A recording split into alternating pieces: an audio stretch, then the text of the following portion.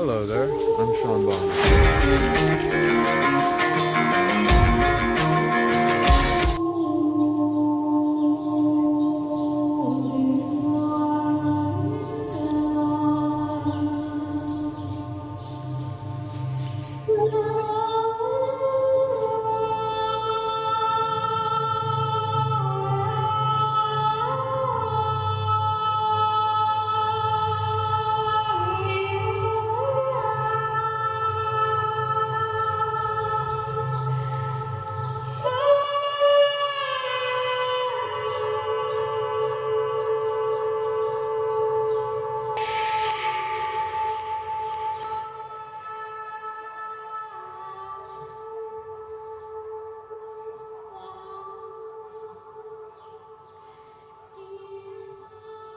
Hi, everyone. Welcome to this live stream with my dear sister, Leanne Edwards. And we're excited to do a live for the first time. We normally record it and then just upload it. So, anyway, like we were here, it was 3:33 in Mexico. So we said, yeah, it's more than perfect timing, just to go live. So, hi, Leanne, how are you? I am great. Thank you, YssaH, for this invitation to join you and your community on this equinox from Aotearoa, which is the ancient name for New Zealand that many refer to as Land of the Long White Cloud or Land of First Light. But the ancient name for Aotearoa is Long Threshold to the Universe. And it is the sole destiny of this land, Aotearoa, New Zealand, along with Ireland and Canada. The sole destiny of the land is to lead the world into sovereignty. And I find it extraordinary, after walking the earth for 36 years as a global nomad, to be brought back to my Turangi Waiwai, my place of belonging in the Bay of Islands, and actually to sovereign land here, that my little 100-year-old cottage is above the whare, or the house of Honiheki, who challenged the British for not honoring the treaty. And the land here is hapu, and it flies under the United Tribes flag, which is a red cross on a white background with 4 stars on blue in one corner of it. And it's really beautiful to be back in my birthland at such an extraordinary, powerful time as we are experiencing through this equinox eclipse, sandwich pressure cooker, and call for a course correct that's happening right now. We're being called into truth, a truth and alignment with soul that is beyond mind, beyond the personal, and it's into the transpersonal. And really, it's a deep time of cleansing and purification, personally and planetary. Yeah, I agree. And we know that this cleansing process has been there for a while. Perhaps moving in intensity at some moments due to what is going to happen for the upcoming years. And what I have been feeling, from my experience, and also then sharing with friends and clients, and is this huge upgrade of the heart vortex and also the brain vortex. Huge, like truly immense upgrades in the brain tech and in the heart tech. And if you ask, and what would that be? Well, actually, the heart tech is mainly about reaching that 0 point energy, that I have been mentioning over and over again, and which for me is the next stage of evolution, where we integrate the two poles and are capable to reach that singularity, that wholeness, and therefore truly become the creators of that creation that we have been embodying for so many years without truly being aware of how we were creating or who was influencing our creation. And that 0 point energy, and mostly being that singularity, is reaching that humbleness that will show to you from which space you have been creating and co-creating your reality. Because it's how I said is, that's it, you got here, you got here. Now what? You have yourself to face and yourself to face. So what are you going to face?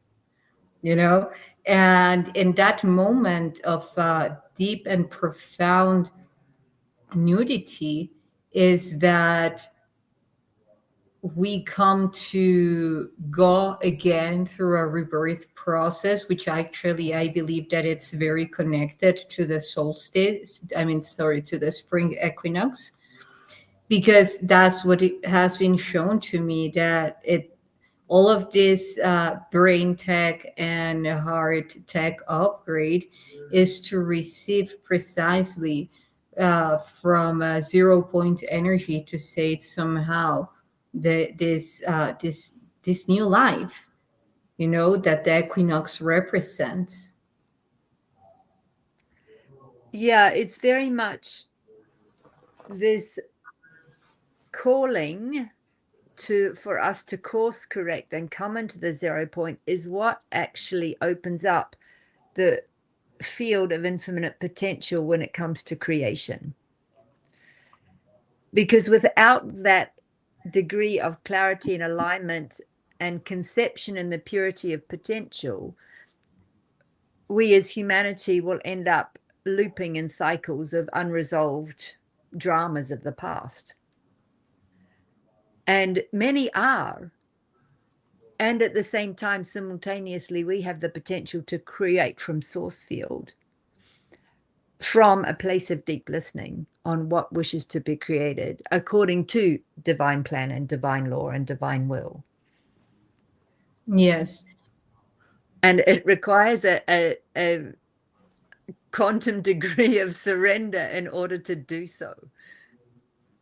Yes, like this huge message I even posted about surrendering to one's own power, because for me that's actually what the distance in between you and your mission, the rendition to one's own power, and everything that due to everything that it involves, which is also an idea, because somehow there is no separation what in between who we have been throughout our life and who we are truly becoming, which is our original manifestation, of our divinity, of our wholeness. It's the idea that makes it feel, like it's a huge separation, and that you will need to, like, yes, you will need to renounce to a lot of things.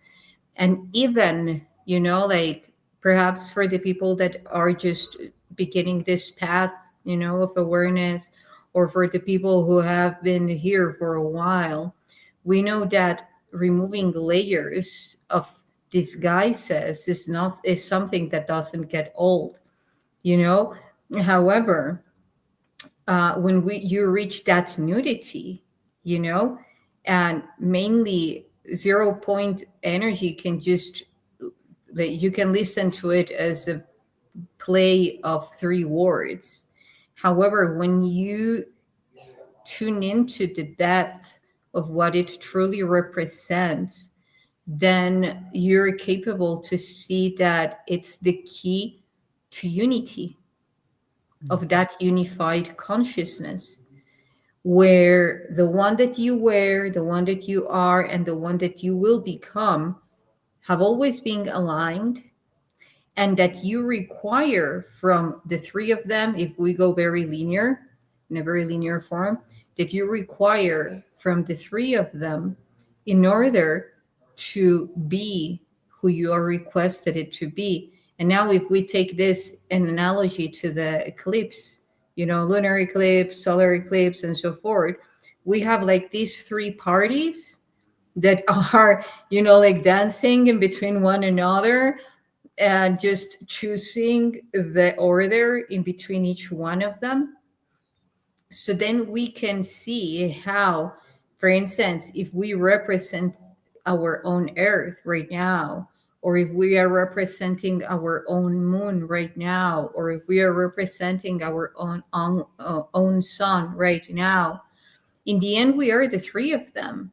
And depending in from which space we are coming from is the result that we are going to be portraying, and that's what's happened with the eclipses mainly, these gateways where the energy in which we are represented by our own moon, like overlapping with the sun, and then creating moon patterns in the floor, in the soil, like that effect, that happens in the solar eclipses, mostly when they are full. And uh like showing how we are now, like regardless the role that we are playing, and whether if it's lunar or solar eclipse or non-eclipse at all, how unity is going to allow us to use those facets of ourselves and achieve the best outcome possible, not by running away or escaping from the energies that are being presented to us, yet actually embracing them and finding the purpose of them being in our reality in the way that they are manifesting.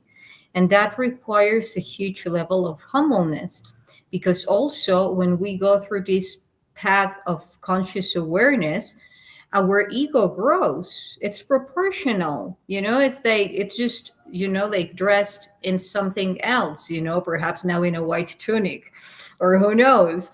It's proportionally also saying like, hey, I've done a lot, I know a lot, in some of the cases. And when it's an unspoken ego that is thinking that way, then when all these scenarios of these energies happen, there can be a fissure in between where you are trying to repel and reject the wholeness, and you just want to focus on one side of the truth.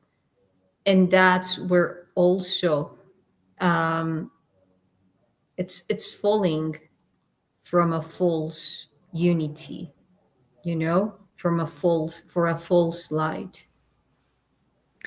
Yeah, it comes from a concept rather than an embodiment. Yeah, I agree.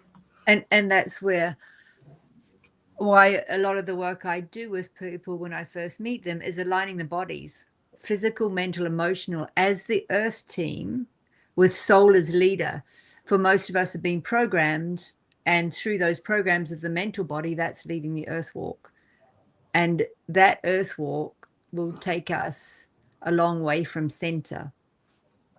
Soul has center. So when we reorientate our earth team, bringing physical body, mental body, and emotional body into the earth team where there's no hierarchy, because emotional body is often also, I'm not these emotions, I'm not this physical body, but we are all of it. And to be whole, we need to integrate all of it. And to integrate all of it means embracing the physical body and the emotional body, putting the mental body into rest. It's to apply instructions from the soul, who is the leader of the earth walk.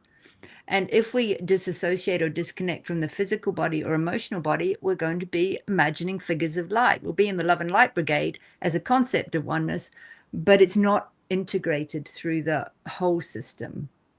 And when we integrate it through the whole system, it actually awakens the ecstatic body, the ecosexual nature of our experience on earth. And it's where we get to make love with life, to make art out of life, and really enjoy the present moment in all its colors, in all its spectrums. That makes the full color of the rainbow. And the darkness, for it is out of the darkness where everything emerges. It is when we can reside in the mystery of creation that we get to be in harmony with what is and however that presents in our world, with awareness that we're creating it consciously or unconsciously, and with the tools to excavate that. And one thing that's coming up is many people are feeling the squeeze, the vice of the equinox between the two eclipses is a lot of people's tools aren't working for what's under pressure right now. And that's what I'm finding. It's really important to remind people to reach out for support if they need it. You know, Okay. I couldn't excavate my own unconscious till about 3-4 years ago, and I was able to do that. But before that, if I actually was confronted with something that I couldn't resolve with the tools I had, I would reach out to somebody I was resonant with, who had the tools and the gifts, who was a clear channel that I could seek support. And that's really important. Yes, yes, I definitely agree that one of the powers of the reality that we are creating is that network. And what is a network if you don't use it? So it sometimes the people who are all the time, like facilitating, mostly like sessions and so forth, um, marrying to a role play where you are just the one that is contacted to heal or to evolve or to receive support from him or her or whatever, and then you don't remember that other part of the wholeness which is also being there to receive, then is engaging into a state that is falling back, and whereas the reality keeps on moving forward, because you frame yourself, you could frame yourself, and I do believe that that's one of the stigmas that religion and other kind of systems have created. Like if you needed to bear with all of this on your own, and this is also very intricate with the era of Aquarius, where we are talking about sovereignty. And yes, sovereignty is awesome, yet sovereignty does not leaves aside the fact of also receiving from time to time, um, that support that you were talking about. That doesn't make you uh, dependent of someone at all.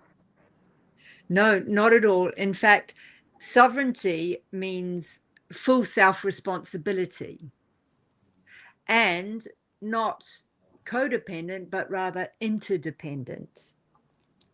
And for many years now, decades, I've been fulfilling the role of practitioner, facilitator, guide, mentor. And the way I found to keep that in harmony within my own system is every year I will go and subscribe to somebody else's program. I will go and join a group field and learn from somebody else, so that I don't get stuck in the one role, wearing one side of the hat, and feel that's really healthy to, engage with the innocence of a beginner, of a child's mind, in a new field, and one that I'm not having years of experience in, yet one that will still support me to have a more holistic human experience while I'm here. Mm-mm-mm. That's beautiful. That's something beautiful to do, actually, you know? And now that you were saying that, was what was coming to me is that when we were talking before going live, when we were talking about, what we would be talking about, like what would come up. And you mentioned about a lot of people feeling overwhelmed, like you even mentioned it right now, like an astrological roller coaster. And if we take it into consideration also the planetary alignment, then we can see that 2025, like the 3 months, barely 3 months that have already passed, uh, or let's say 2 months and days, it's very promising. You can say like it's it's vibrant, it's intense in a very good way, because it's bringing us to a place of also networking in another aspect now I'm referring to, because you were mentioning, like about also receiving from others, like enrolling to their courses and so forth. Another thing that I have been receiving is the importance of being an active participant in the grid work, not only anymore as just a few who feel the calling, and from time to time just go and do something. I mean, it's very plausible, it's very worthy for the ones that do it that way. Nevertheless, for the ones that have been for a while in this path, how it has been shown to me is as another job, like the need of fully going into the grid and see how the earth functions, how the geometries interact with our own field, and tuning into one's own wisdom and ask where we are being called to be and what to do. Because if we are talking about moving into a fifth density or fifth dimensional form of perception, we should take into consideration that this part of work, or this kind of work, is part of it, because then we're talking about unity consciousness. We're talking about a transference of consciousness, one's own consciousness to the earth's consciousness, and feeling into one another. So imagine a relationship, if you like someone and you're becoming friends, then you want to know that someone. You want to know more about her, more about him. What do they like? What do they don't like? What has been of their life or of their existence? And of course, we could, look for all of this in Google in relation to Gaia. However, there is a huge invitation of going empirical, of going intuitively, by rising our own connection to Gaia, and not only to Gaia or Terra, also with the sun and with the planets, because the planets themselves are going through a huge evolution, restoring themselves into the level of consciousness that they truly belong to, and not the one that they were anchored to in the last cataclysm, because all of this reality was anchored in a sixth density. Even though we say we are in the third density and so forth, we are in the fourth density. That's why we are a hologram. That's where the ideas of the simulation come from, because we are a hologram, which is coming the information from the third density. Now what? That third density is reflecting to the sixth density. And now we are invited to start mirroring into the ninth density, which is that unified consciousness, moving from the idea of separation and restoring our connection to a unified field. So many things have come up in what you've just shared, but the first one is, yes, it's very important for us to indwell our planetary body. I don't experience my physical body any separate to the planetary body now, and I can map through my physical body onto the planetary body. And it's really interesting. And what comes to mind is, particularly what it was referring to grid work, is be mindful of not having an agenda when doing grid work. Because if we have an agenda for grid work or anything else in life, it becomes a hook for interference until our system is completely sovereign and occupied by our own soul and monadic galactic selves. And I was very fortunate to have a meeting with a Matakite, a Māori woman shaman, in my early days of becoming aware of being an instrument on the planet. And I was actually brought back to this area of my birthland. And because our physical body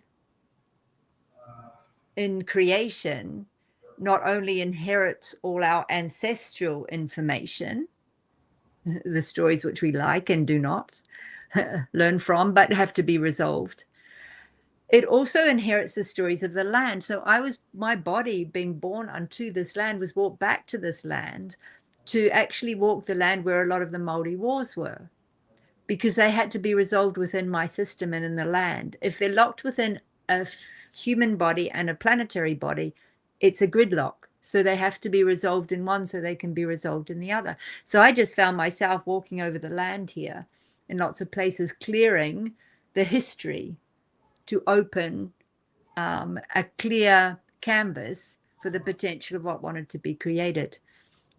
And in that process, I'd been at the Treaty of Waitangi gatherings, celebrations. I'd been at NAFA, which is hot pools on a thermal line, on the same pathway or ley line that I was conceived, born, and lived. And there we met another Matakiti, and she was wondering why she was telling us this extraordinary mythology from Māori about the whales coming down the west coast of North Aotearoa, went to come into the Hokianga harbour, but didn't. The two tribes on north and south were saying their karakia, and the whales didn't. It kept going down. And you could see she was going, why am I telling these foreigners this story? But she did, and she invited us to stay if we were ever up that way. So we were heading in that direction. And for some reason, I was running low on fuel. So I said to my group, you go ahead. If I can get fuel, I'll join you. If not, I'll sleep on the beach, get fuel in the morning, and join you afterwards. And I stayed with the other Matakiti I'd met, Erina. And she came out in the morning and said, you have to go to Miti Miti. And I was doing my yoga on the deck. She went away. She came back for her next cup of tea. And I'm like, I think we have to go to Miti Miti. She went away and we got a yes, we were to go to Miti Miti. So there was no communication from there. So I just said to my friends, go with the beautiful woman, Makali, that you've met to the south, and we're going to the north, and we'll see you on the other side. And we went up to the north to the marae at Miti Miti, around onto the beach, and she said, whereabouts? And I was like, here, over on the sand. And when we sat down, felt like my head opened up like a big chafing dish. And a telescope went out, and in came this cosmic energy through my system into the planetary body, out around to different points on the planet. And then as it was coming back, she'd say birds or animals, and I'd be saying what country or continent. And then it all went back in and closed down. And she said, it's time for a cup of tea. I'm like, okay. And she took me to the pub for a cup of tea, because the pub on the way back sits on an energy vortex. And we were having our cup of tea, and all she said to me is, with the way your system works, don't ever do anything here on this earth. because you'll mess it up on every other dimension in which your system is operating. And to this day, I've never forgotten that teaching, and it's taken me into a great depth of humility and humbleness when it comes to serving in that way. So when I'm taken or guided to a point on the planet, I might have an awareness what it may be about, but I'm not doing anything here. You're doing without doing. Yeah. Yeah, I agree. And for me, it has been in so many layers of how it has been transmitted, going from feeling the calling to go to a specific place, and without, when you were saying any agenda, I fully agree. One of the most important things about grid work, to say it somehow, is being selfless about what you're doing. Just be present, and whatever it's meant to be done, it's already been done. You're just going physically to anchor the energy in your human vessel. This is how I perceive it, and this is how I experience it, because everything has already been given. However, when we're talking about anchoring in this reality, in this let's say in the holographic field, we're talking about coordinates as the very same ley lines. So what we are doing is drawing geometries, and the most impeccable form of transmitting the frequency within those ley lines is just by being in that void point. And by this, I'm not saying that other kind of grid networks are wrong, not at all. That's why we are many beings here, each one with unique talents, with unique skills, and each one of them are required to fulfill the whole place, with the codes that are meant to be reactivated from within and mirroring without, you know and yeah, and I do believe that it's a huge responsibility, you know and that's why one of the best ways to deliver it is by playing, reaching that point of joy for feeling that calling. I remember that sometimes some of the missions that I would be receiving would be so hardcore that I was like, oh, like already seeing like myself, well, a version of myself, a while ago, and how this, like not in this physical body, wearing another suit, to say it somehow, and how I was connecting the points from that version of myself to this version of myself, and what it would be involving, and and then I comprehended that the moment that we forget that this is a memory is when we start to procrastinate or to suffer those kind of missions, because actually it's just as well a memory. It's a remembrance of something that already is. So why not having fun while doing that, which is precisely doing without doing, you know and I do believe that's part of the huge upgrades about the grid work nowadays, because I could remember, like thousands of years ago, and how we would meet and do very specific tasks for the grid, and for the seventh density to remain in the Earth's grid, and so forth. And that air of responsibility, it would be very fun integrating it in this lifetime. It would like feeling like this huge responsibility until remembering, like there is no separation, you know, Yeah. and so it's just outloading the energy. You're not feeling in from anything aside of you. You're just allowing everything from it to be within and having fun while doing it, restoring those codes of bliss and joy, actually. And I do believe this is very connected to the 0 point energy, because uh, you are just being.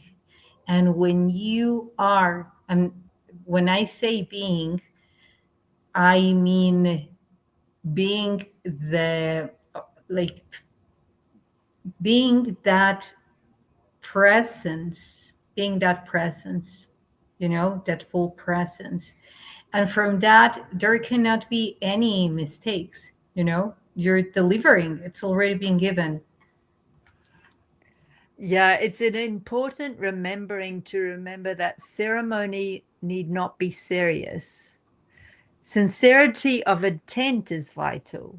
Honoring our interconnectedness with all that is important. And having as much joy as wants to be experienced is also part of that, the frequency of the new earth. And it's interesting when we look at grid work, say, for example, I've been going to Egypt for 36 years now, but in the last 16 years since I woke up, it's been very specific if I'm going alone, just with one or two others, or a group's been called together. And I'm really curious because this year will be the fourth sacred journey in a group field. The first one was very much walking the Egyptian timelines. The next one was very much walking the ancient Atlantean timelines. The one in the last one, which was 4 years ago, was very much reinstating the divine blueprint of our galactic origins. And they were all through the Lion's Gate passage. But this one that's being called is completely new. It's being called for in September equinox this year, so in 6 months' time. And it's to open up to the full family field, including the next wave of incoming galactics that have been arriving since 2022. So they're being invited into the field. So I'm really curious on what wishes to emerge through this 2-week journey. Because they're extraordinary ways in which to reconnect with ancient soul family, to reconnect with our ancient future selves, because often we've left part of our consciousness in storage in sacred sites. And sometimes we've also trauma to clear from ancient sacred sites, personal. And when we reclaim these aspects of ourselves, it helps reconnect our personal jigsaw puzzle of our multidimensionality. So they're really quite extraordinary and life-changing experiences, as you know, because you've been doing this too for some time. Yeah. Yes. It's interesting that you mentioned about the blueprint of the structure of the temple, how we encoded memories there. Absolutely, because one of the things that I will be talking about in the conference in Sedona is how to access to those blueprints within the DNA, like in a very specific encoded way that aligns to the neurons, because it's all about frequency, light, and frequency, energy, and vibration, and how you get to see the holographic imprint that is in your DNA, that has that very same encoding that the temple has in that very specific timeline.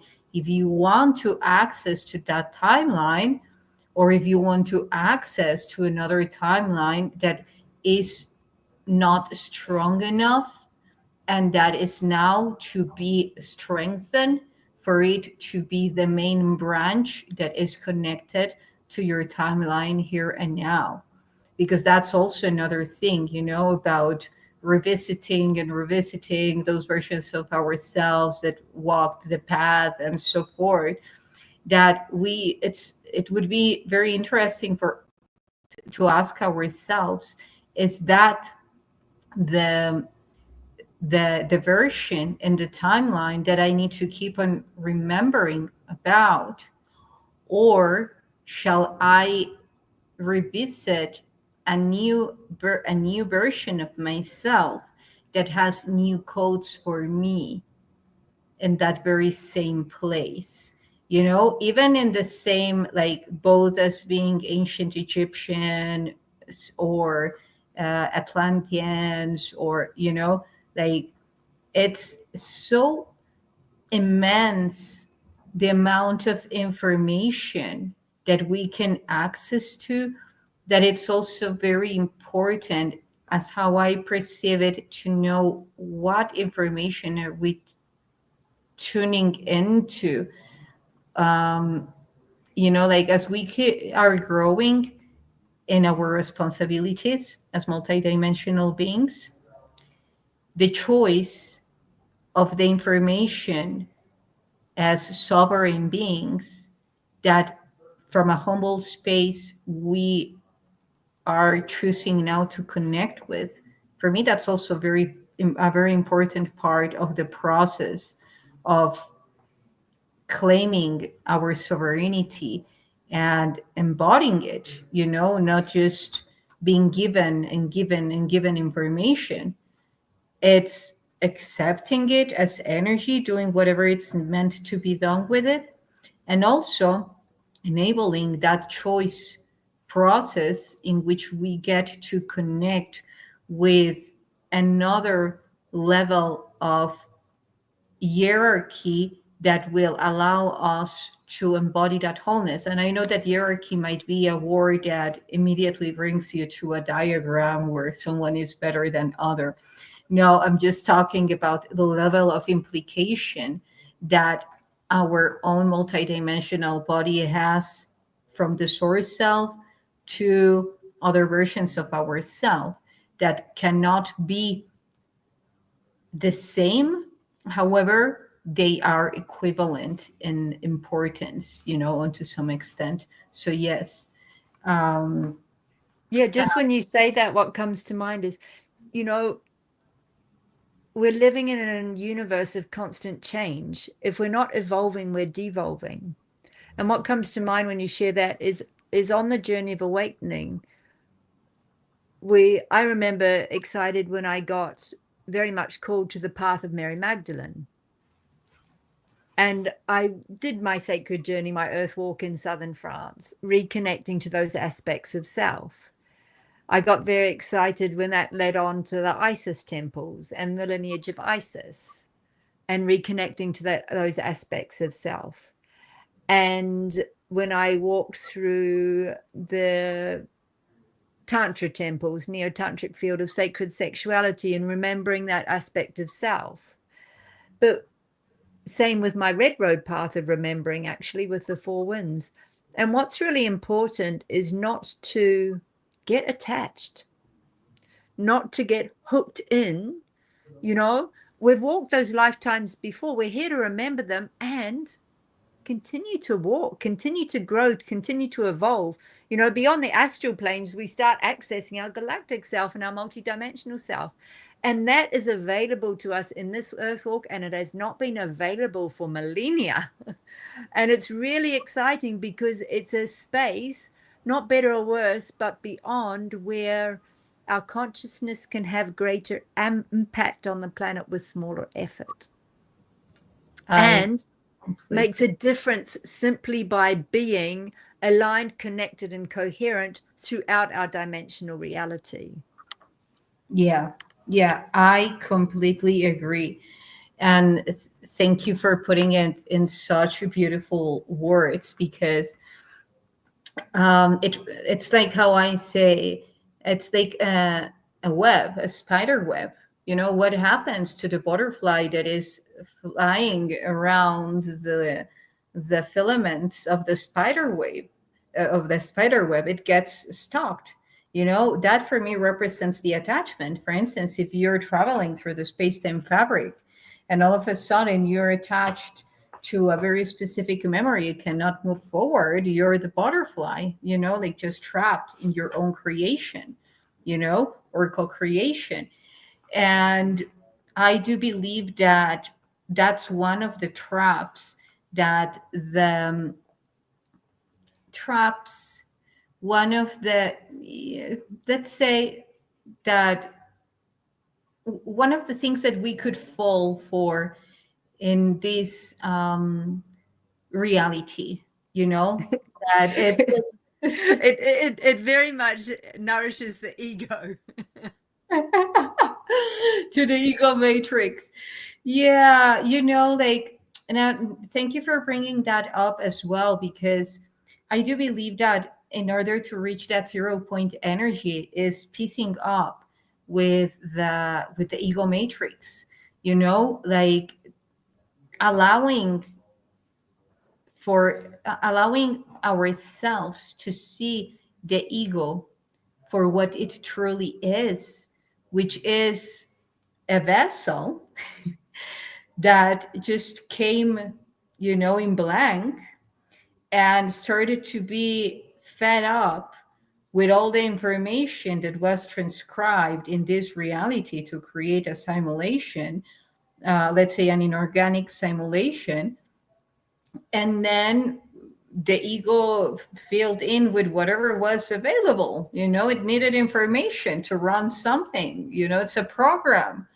So when we now start to connect our ego to the source, you know, or to the primordial matrix, then we are capable to filter all that distortion, you know, to release our ego of that problem that it had from the very beginning, that it became, you know, let's say a sentient form of perception of reality with its own thinking, its own processing, its own, sometimes even, you know, appearing like its own consciousness, you know, where there is a lot of separation in between the thinker. Becoming very preoccupied with self. Which brings us full circle around to what this equinox is in between the two eclipses. It's an invitation into 0 point, a reckoning between the soul and the personality self. It's really a moment of truth, and you know, where are we lying to ourselves, and let it go, to make space, to bring clarity, to bring coherence. Yes, yes. And, you know, like even when we were saying about receiving, we need to be in void in order to receive. And in void is not being empty, it's actually spaciousness. And what is spaciousness if not the 0 point energy? Because the 0 point energy can be filled of information. However, it's not attached to any of it. It's just bringing and releasing, bringing and releasing, bringing and releasing, and expanding more and more and more.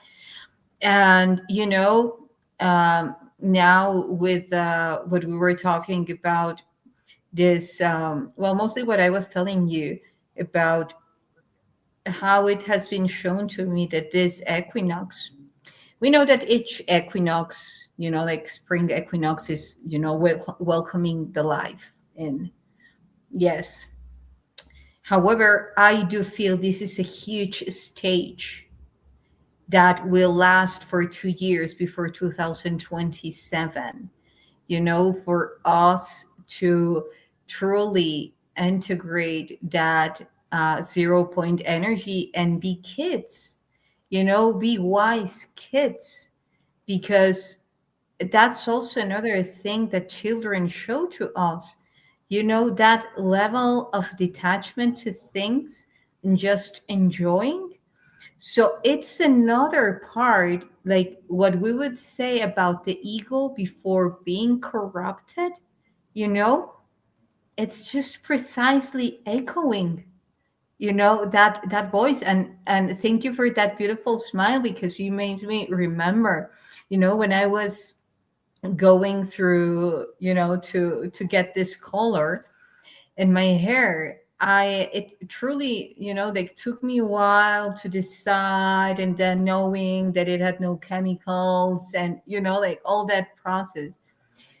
And while I was in that place, I was looking at the beautiful being that was doing this to me, and I could see the love that he has put in his place, the love that he was putting on what he was doing, that at some point I even felt like crying, tears of happiness, because I was feeling all the love, that frequency put in all that scenario that I was experiencing.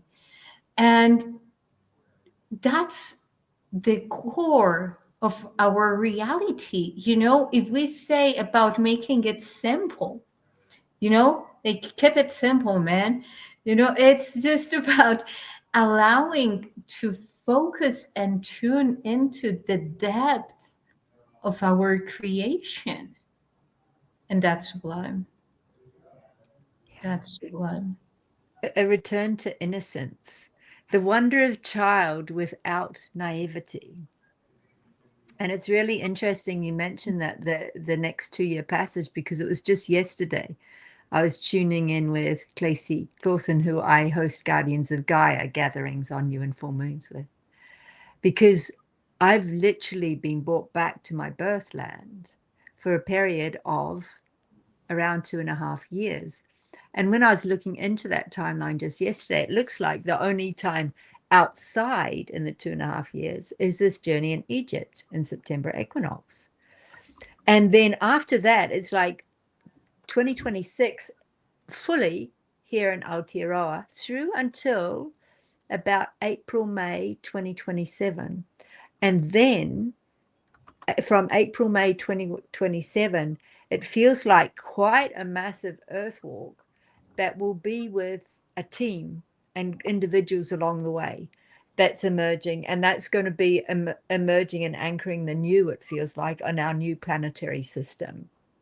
So it's kind of really exciting for both myself and my little inner child. That's like, yes, she can play in her childhood backyard with the earth, oceans, forests, and rivers on her doorstep, and no planes to catch. But also the excitement for what will emerge midway through 2027 as we walk the earth together in harmonic, in unity with everyone who is being called to take a stand for sovereignty, take a stand for the land, and the harmonic of the new earth architecture. So yeah, really exciting. Yes, now that you say that, I remember, like for me, one of the two most important questions that we can ask ourselves at every moment, not in an obsessive way, but like from time to time, is am I where I'm meant to be, and who with whom I am meant to be, and doing what I'm meant to be doing?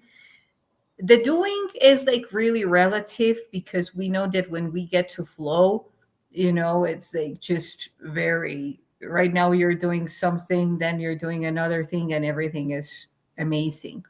When it comes to the where, and when, I do feel that the more that we are tuned into the accuracy of that answer, the more that we are actually creating that alchemical process that opens up the space for us to be that innocence, to be that playfulness, to be blessed.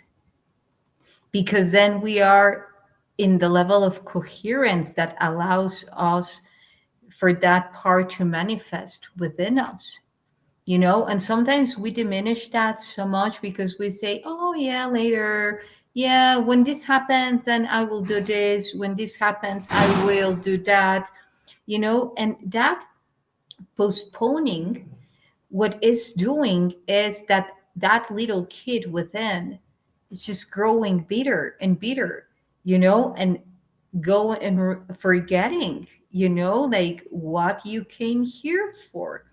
So the more that we give these small steps or huge steps and full showing full trust of what we know, where what we know that we shall be are meant to be doing based on who we are and so forth, then we are truly occupying our place.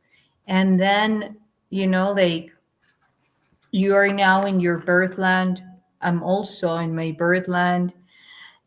We have been, you know, like doing and undoing in many places, and pleased we are for that.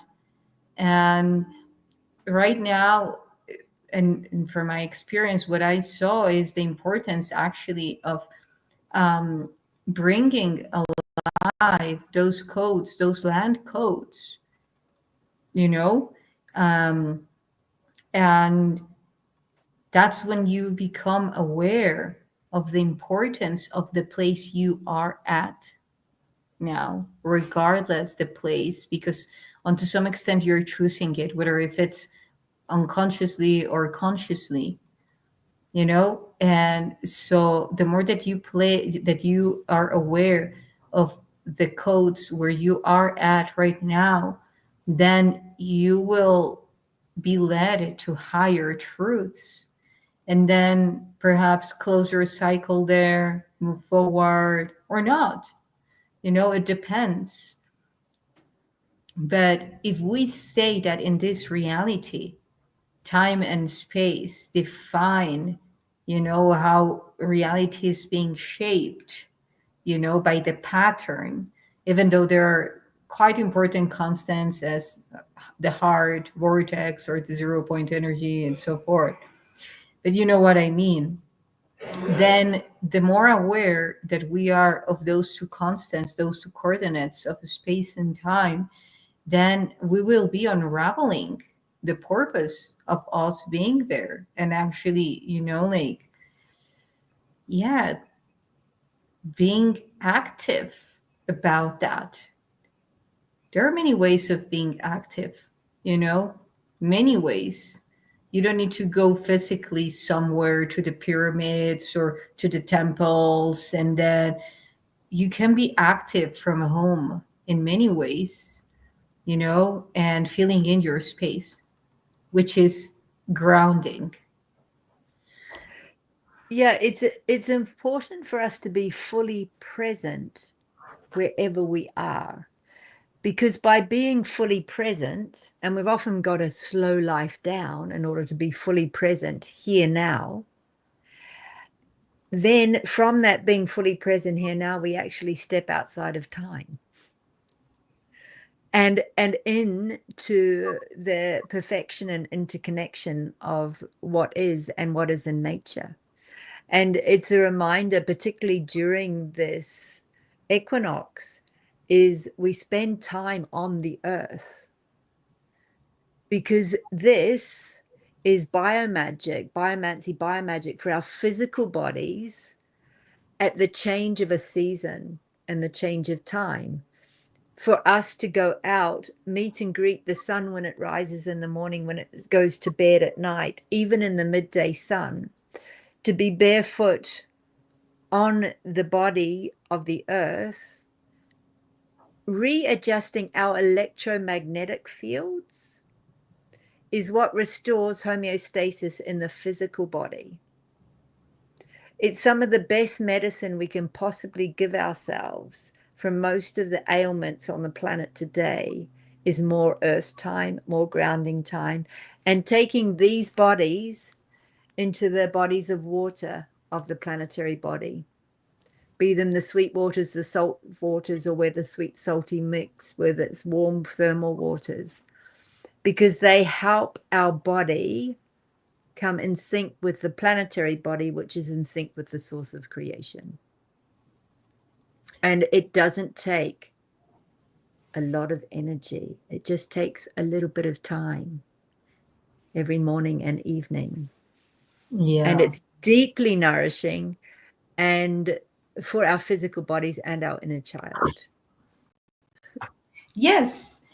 You know, like at many levels, it's a yes, yes, you know, like, and again, you know, that it's like the imperance that we give to ourselves, you know, in that hierarchy of our daily life, what place do we really occupy in that, you know?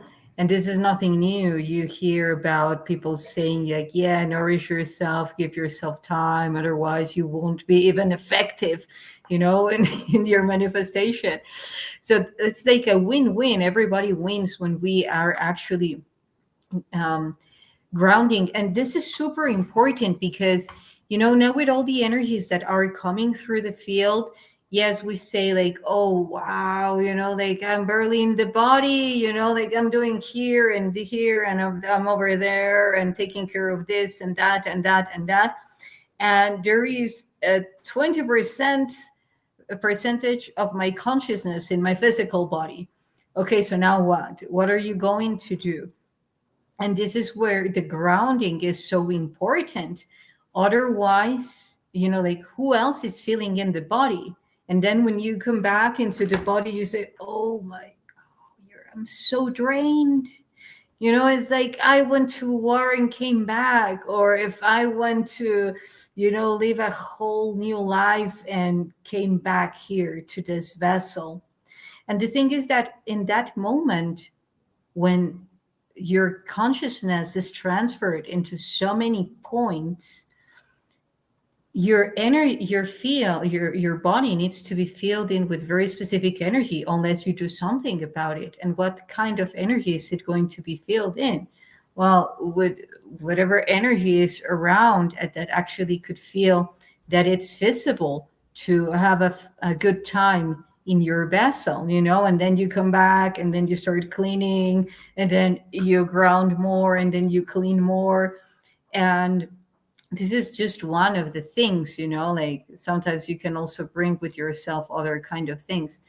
That's why it's so important to know ourselves, to give ourselves the time and the importance of knowing how our physical body feels when we are at 100%, when we are at an 80%, 70%, and so forth. Where is that coming from? You know, like all the not most of the possibilities that we normally know how we react to very specific situations. If we are people that we are very highly active multidimensional beings, you know, and aware of that, you know. So there is also another thing that I want to say, because I have been talking about this in other topics, and which is kind of related. And it is about the dreaming body, and now how with all this energy that is being like it's coming from the sun, it's coming from a specific celestial bodies, it's so amplified in our hologram that by the time that we are going to bed, if we don't own our dreaming body, then all that energy is actually going somewhere else to harvest and a specific control system. And all the energy that actually we could be benefited from, you know, from all those upgrades is vastly, you know, like sucked by all those harvesting control systems, which are actually showing to us one of the things is the imperance to actually, like own our body, you know? So, To occupy our body, inhabit our body.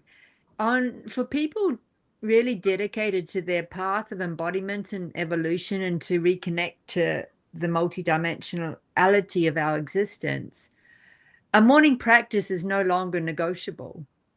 It's absolutely vital, particularly when we're out in dream time or working in other places on the planet, in the solar system, or other galaxies. We need to fully land and integrate our etheric bodies back into the physical each morning. And I've found after calls such as this or meetings with clients, I will also clear and recalibrate my system into its physical body at the end, and also in the evening to shut it all down and prepare it for dreaming. And it really is, we do have to level up our self-love and care to the next level. And a lot of that is a practice. And it's important to have a bamboo body, one that is both strong and flexible.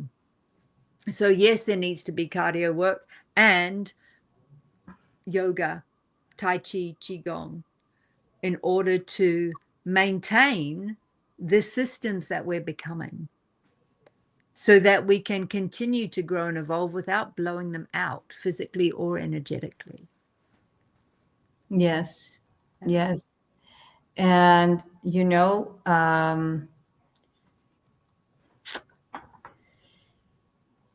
yeah, I agree. I was just thinking about something else that you said on these times, and receiving from like receiving the best of that we can from all these events, because, for instance, if we just bypass from them, you know all of that energy that is actually coming to nourish us and to upgrade us. Like, for instance, I don't know if you have perceived that the sun is sublimely uplifting.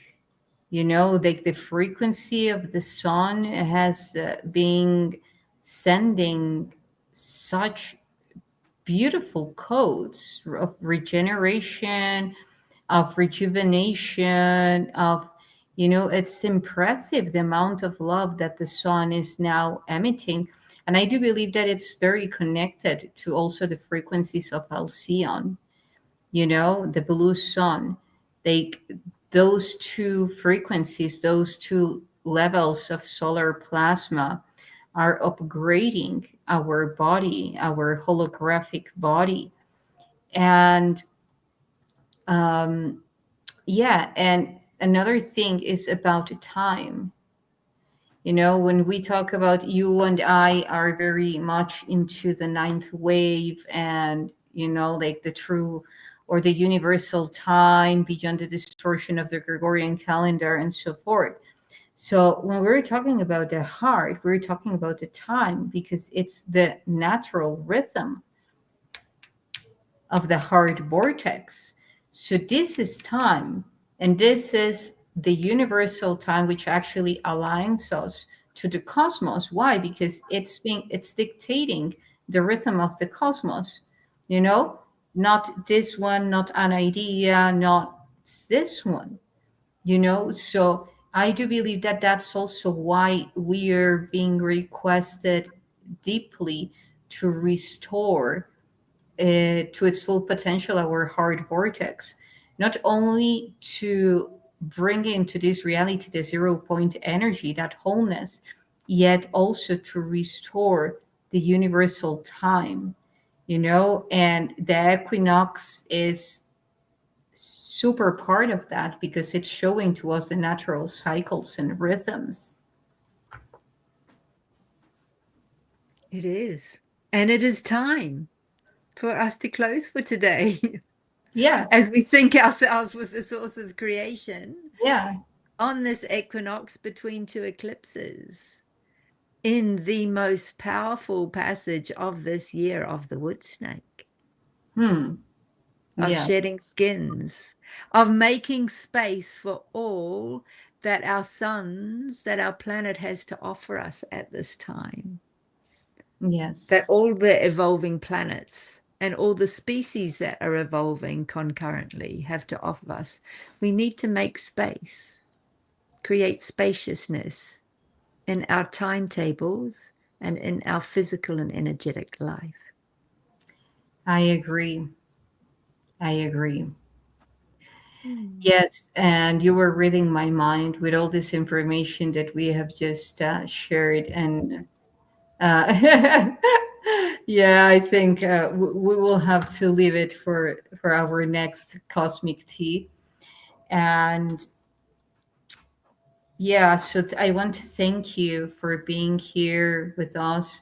I know this is just a very natural, a very organic sharing that we always like to upload, so that the ones that are in resonance with what we do can also nourish from these gatherings. And speaking about that spaciousness,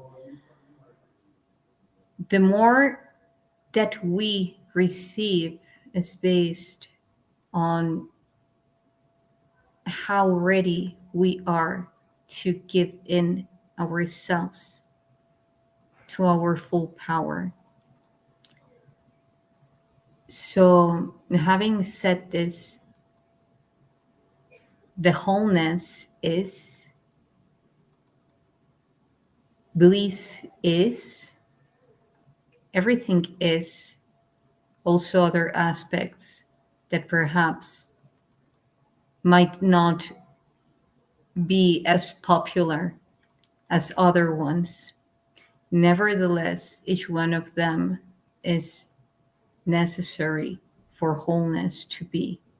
So may these times be of wholeness embodied in the precise way that is required for you to be the most evolved expression of yourself. Is are there any words that you want to say, my beautiful sister? Absolutely. So may those of us in the South embrace the coming darkness with as much love as those stepping into the light in springtime in the Northern Hemisphere. Thank you. Both are as important as one another for Yeah. this wholeness. And thank you. And I wish you much magic in your maiden journey to Sedona in Oh, this lifetime and timeline. thank you. Thank you. Yeah, you're right. Today for you is receiving the winter, right? Oh, and for me, it is receiving the spring. So it's beautiful. I love it. Wholeness. I love you. We always do this without putting too much thought about it. It just happens. I love Yeah. it. Thank you. Okay. Much love, dear sister, and thank you for sharing this journey with you and your community. Until next we may meet. Aroa nui from Aotearoa. Thank you. And thank you, everyone, for your beautiful comments. Thank you for those rich words. And love you, everyone. And until next time.